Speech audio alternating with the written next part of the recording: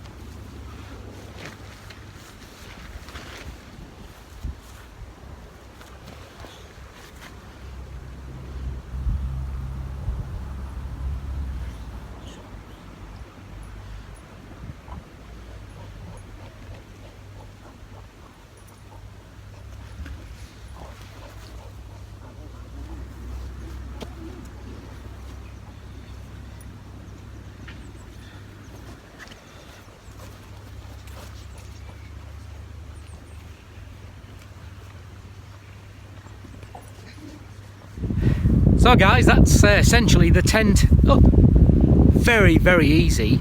There was a couple of distractions whilst I was putting it up, but I would say that's taken about 10 minutes. And that's only the second time I've put the tent up.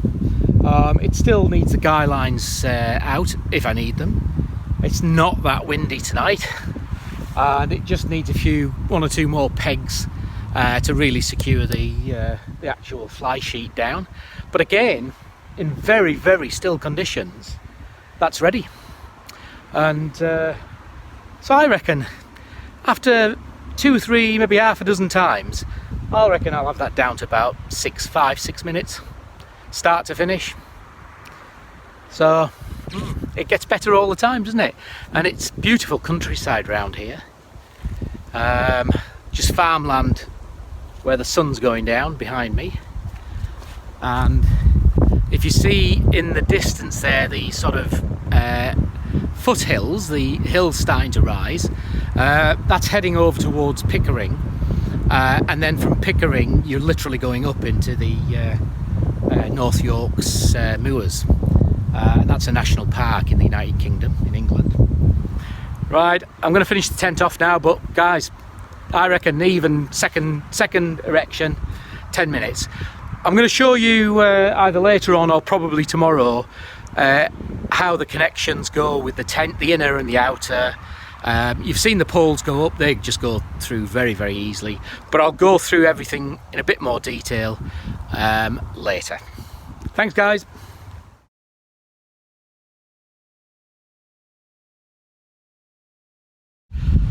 There's a storm brewing tonight.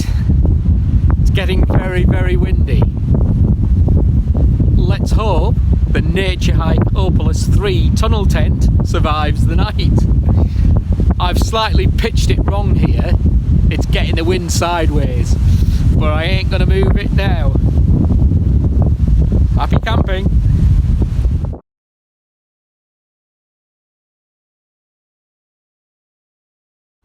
So guys, having seen the erection of the tent and how quick it was, bear in mind this is only the second time I've used it, but when you look at how quick it was, that Naturehike Opalus 3 tunnel tent is a very good tent. Last night the weather was severely bad. It was high winds through the night, a lot of rain, but it was the high winds early on. It was the high winds earlier on, and you saw the video of I've got a couple of Labradors. So you saw the video last night of me battening down the hatches, which I literally did, and but the tent, I got up through the night actually, and the tent just to check, make sure all the guy lines were still intact. Everything was fine. So although it got really hit hard by the wind, structurally it stayed up. Nothing loosened off, and there was no water ingress into the tent with the heavy rain that I had. The one mistake that I did make was when I battened down I literally battened down the hatches because it was so windy, I closed the air vents front and back, and that caused some condensation through the night, which wasn't severe, but it did cause some condensation. And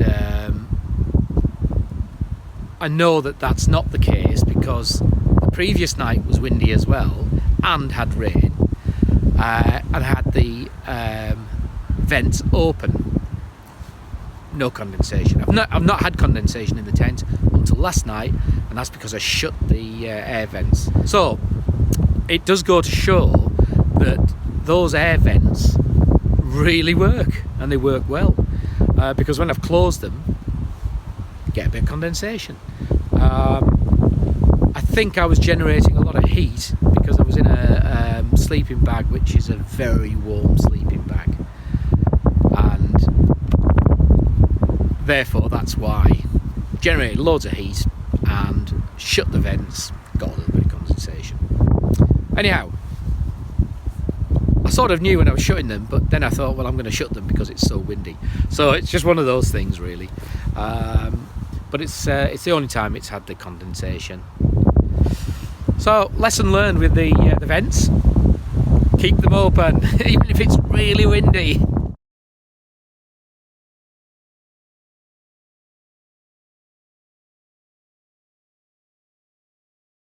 So guys, you've seen the erection of the tent, and I'm just going to show you around some of the details a little bit closer up, where the poles go, how the inner attaches to the outer. The tent's a outer erect first, but the inner is attached, so you leave it attached and pop the tent up and it'll keep dry. It's a 4,000mm hydroscopic head fly sheet, and I think that's the same for the ground sheet, but I'll put the details up in the information section, all the details of the technical side of the tent. It's a 3-person tent, and actually you could fit 3 people in this one. I mean, it's bizarre. I know 3 means 2 and 2 means 1, but you could fit 3 in there. It's got the Naturehike 7001 aluminium poles, which seem to hold up. I've had and have other Naturehike tents, and they've been put through over a couple of years, really. So those have performed well with the same poles, the same sil nylon, silicone coated nylon fly sheets as well. So over 3 tents with Naturehike over a couple of years, things are proving to be quite good with this tent. I don't know what the longevity of the tent will be, but we can only find out by keeping one of them for a few years and seeing how that works. But at the price, I think they're pretty reasonable, like good value for a tent piece. So let's have a little look closer at some of the bits that I wanted to show you. Didn't really have time when I erected it because it was just starting to get to that time of day where it was starting to, the light was starting to go and the pub was open as well, so I wanted to go to the pub. So we'll have a little look now and I'll just show you how it all works. But it's very simple to put up this tent. So the first job is to lay the ground sheet out, which is here, and then lay the tent with its inner already attached on top of that. What we then want to do is peg out this rear. So literally 3 positions: 1, 2 and 3. So these 3 pegs go in. Don't need to really put them in firmly, just put them in just to hold the thing in place, because when you watch the video and you get to the other side, you just lift it, let the air catch it and bring it down, and it has its shape straight away. And by having these 3 pegs in at the back, it just saves it from floating off into space.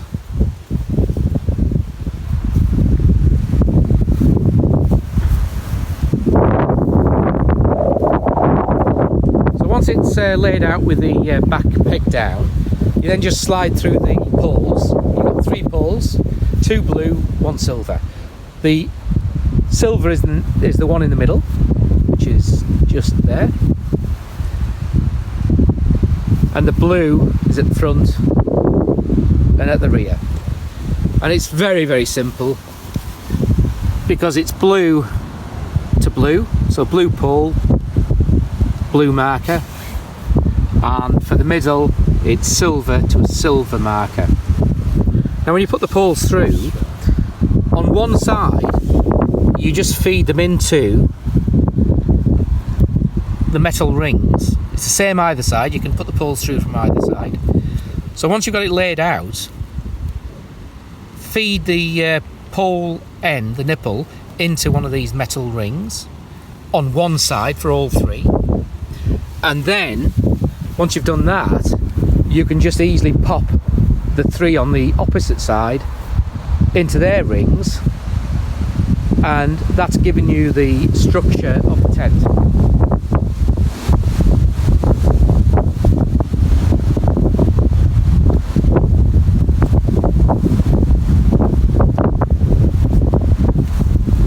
Next thing to do is just peg out the front of the tent, and there's just 2 pegs that are required there, one on either side. And then really, that's your tent up. There's then various pegs to pop in along each side. So you've got the 2 pegs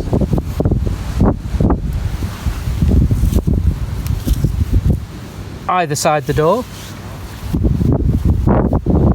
And down here.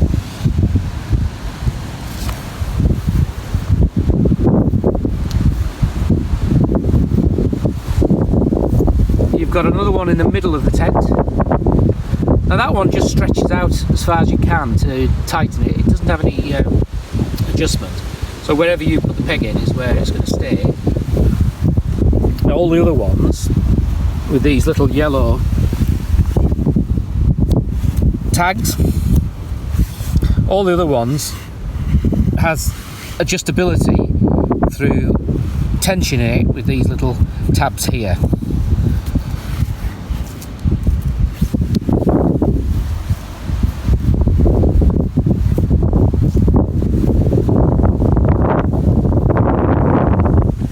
And then the other thing to do is both vents, front and back,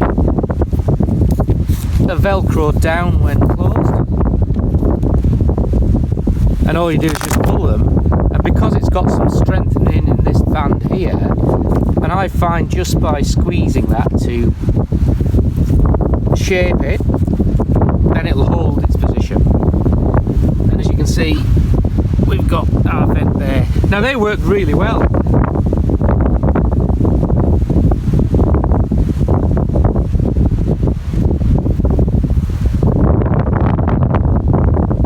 And then finally, you have 3 main guy lines either side of the tent. So this is the one at the rear, and I think this is pretty typical of tunnel tents, where you've got 2 attachment points, here and here, and it comes down to a metal ring, and then 1 single guy line to be pegged out. Now the position you see that pegged out guy line there is the position as shown on the information, which is inside the, or it's attached to the inside of the tent bag.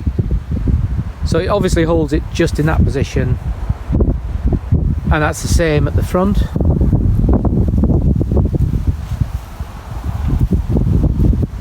So it's not coming out straight, it's coming out at a slight angle. You can see quite clearly from the image there.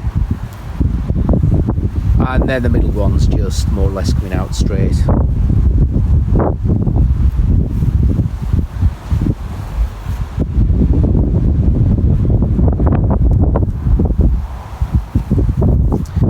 Now, this is my second night at this campsite, and last night was very, very windy. I'd said in my last video of last night I was going to batten down the hatches, and I certainly had to, because it was so windy and very wet. It was very windy, very wet.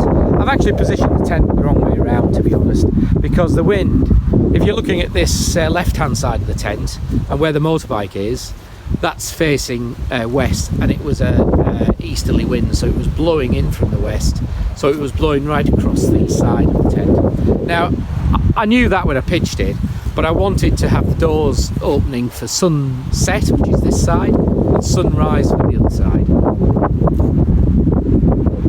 and also it gave it a little test in really bad wind with a sort of slightly wrongly pitched tent.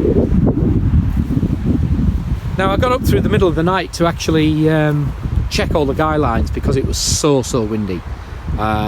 You know, obviously it sounds worse when you're in a tent, but it was very windy, high winds. So I got up in the middle of the night, just had a quick look around, checked all the guy lines. I didn't have to tension anything, nothing needed tensioning. I haven't had to tension anything this morning, so I will do before I go to sleep tonight, because I'm stopping a further night here. But in truth, I haven't had to do anything to it. It's withheld the high winds. Now this tent is, it's only its second use, which is about 4 or 5 nights of camping. This tent it has been so far completely watertight, and it's been out in some heavy rain on both camping occasions so far. So I'm comfortable it's watertight. Condensation wise, I have not had any issue at all when these vents, both front and back, have been open. However, last night, when I said I battened down the hatches, I battened down the hatches and I put that vent both front and back down. And with those vents closed, I got a little bit of condensation last night. Now, that's the only occasion I had the condensation, and it's got to be because I've shut the vents. It's obvious, really. Those vents are there for a purpose. And I have a very warm sleeping bag, and I was very warm last night, even though it was cold outside. So it's quite clear that those vents do the job that they're designed to do, and I won't be making the mistake of battening down those hatches tonight. And in fact, before I forget, I'm gonna put it back. Yeah, so I'm really pleased with this. It's doing everything I want it to do, to be honest, and the ability to have the chair inside and sit inside the tent. And I have another video which I've shown you my first impressions. That shows you me sitting in the tent on the chair. The ability to be able to cook in the tent when the weather's poor or very windy, and that's been achieved. Obviously keep a little bit of partial door open when cooking, not to get any fumes, but it works a treat. And you know, the space, I'll just quickly, I know you may have seen the other video, but I'll just quickly show you the space in here. So that's the sleeping area, and if you look, that's an X-bed mat, which I only use for winter, but it's fantastic. It's got down filled, it's filled with feathers. It's down filled, that's the word I'm looking for. It's down filled, and you can feel the warmth in that mat, but it is a bit bulky, so I'd only use it in winter. And just looking around the tent, you can see, well, you can see all my rubbish really, but I mean, half of it is the motorcycle gear there in front. And this is another feature, if you haven't seen the other video, where the door is the entire front of the inner tent, and it stashes into a pocket there, so it's quite neat out of the way. And then when you want to actually close it, it's very simple.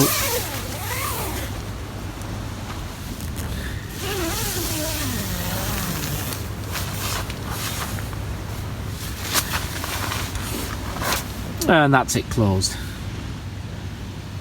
Yeah, nice, pleasant tent. These doors on either side, again, you can vent from the top, or like on this side, you can fold it back so it's fully open. And they are large doors. Yeah, and the space that you've got in here is huge. That's just my mainly just my bags for putting on the bike. But yeah, this is a great space, and with good height.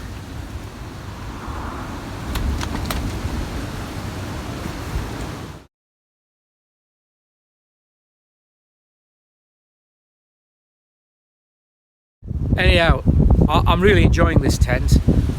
It's doing exactly what I wanted of it. It's still windy, you can see. It's doing exactly what I wanted of it, which is to be able to have a bit of room when the weather is very poor, in winter when it's going dark early, and being able to sit with the chair inside and cook inside, obviously venting with the door partly open. So far, very, very happy with this tent.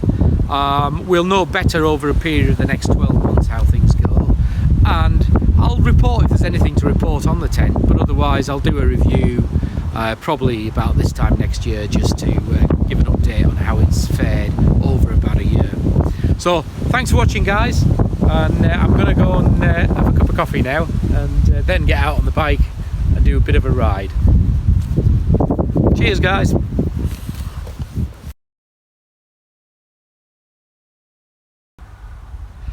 Well, it's a much calmer night tonight than last night. This time last night I was battening the hatches down because it was a right stormy night. There's a little bit of wind, but relatively speaking it's calm, although it is a bit cool. The sun's gonna set. The pub is open and I'm going to get some food. I haven't done much cooking on this trip, simply because the pub food is so good.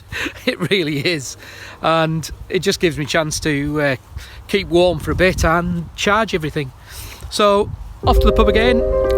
Didn't have a drink last night, but I'll have a couple of beers tonight, and then good night's sleep, and then tomorrow I'll be back home.